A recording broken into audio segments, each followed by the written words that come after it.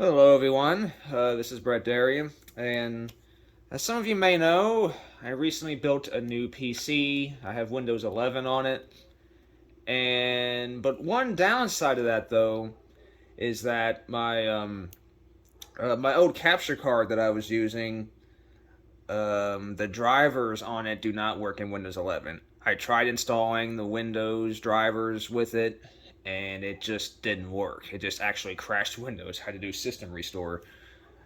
So I had to find another capture card. Now I actually still have the box with from my old capture card. This is my old capture card here, the Avermedia Game Broadcaster HD. And you can see how old this is because it mentions Xbox 360, PS3, iPad 2. But one thing I really liked about this one though was that it supported, well, that it accepted not only component video, but it also accepted VGA and HDMI. So I really like that. And this is the back of it here, but you can see it has a copyright year of 2011, so it is pretty old. I've had this about 10 years. So I went on eBay and I did some research, and I got this one. And this is actually a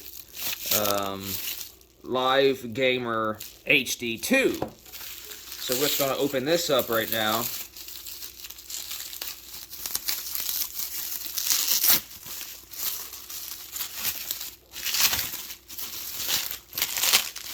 And here it is.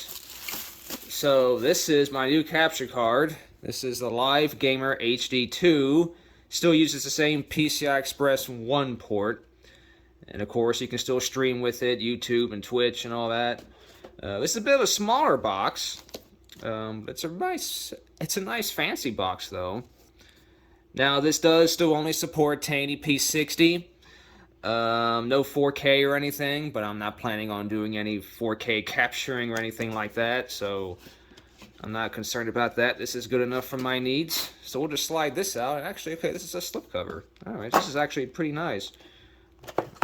Alright, so we'll open this up. And this is not brand new, by the way. It was listed as open box, but it still looks pretty new, though. Live Gamer HD quick start guide. So standard stuff here. Info packet. Sorry if you hear dogs in the background. Those are my neighbors. And looks like we have a another 3.5mm jack. And let's see. Yeah, free 1-year warranty extension. I don't know if that's still good or not. But okay, here's the card itself. Yeah, there you go. It's got a nice little cover on top. Nice and metal. And I think this lights up too. So that's really cool. And this is the side here. So you have an HDMI pass-through. So you have HDMI in, but you also have HDMI out. So my plan is to actually hook up my retro tank up to this and then have HDMI out going back to my TV. So that'll work out perfectly. And you also have analog audio in and outs as well if you need that. But yeah, so that's the card. So what we're going to do now is we're just going to hook this up on my PC, and this is supposed to be driverless. So we'll find out. Alright, well, I've already taken out my old capture cards. So here's the old capture card right here. So now we're just going to slide in the new one, which will hopefully be really easy. Let's see.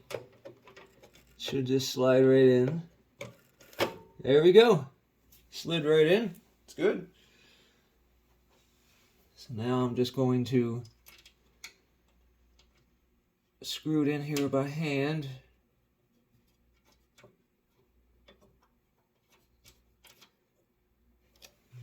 Then we'll finish it off with a screwdriver.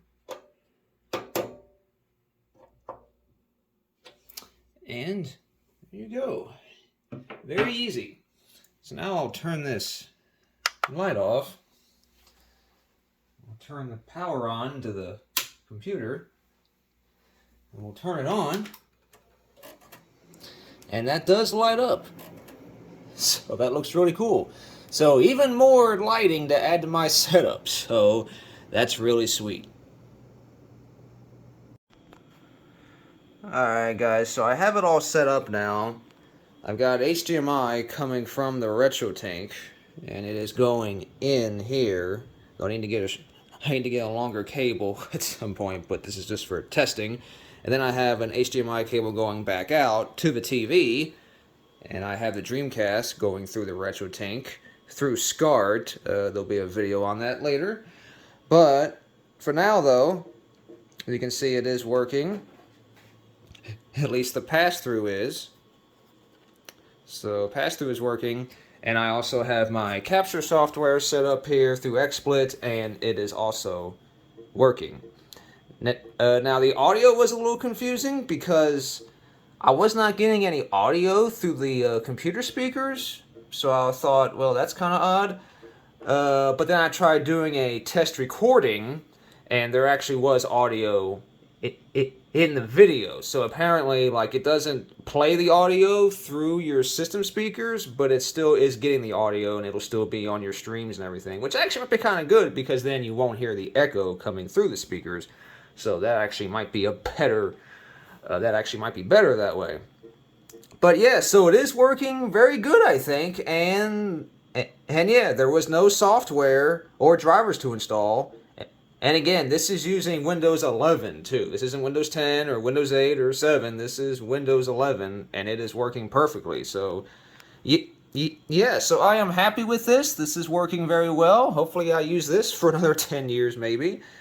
But yeah, so this is working great. So this is my new capture card, and this is how I'll be capturing gameplay for the foreseeable future.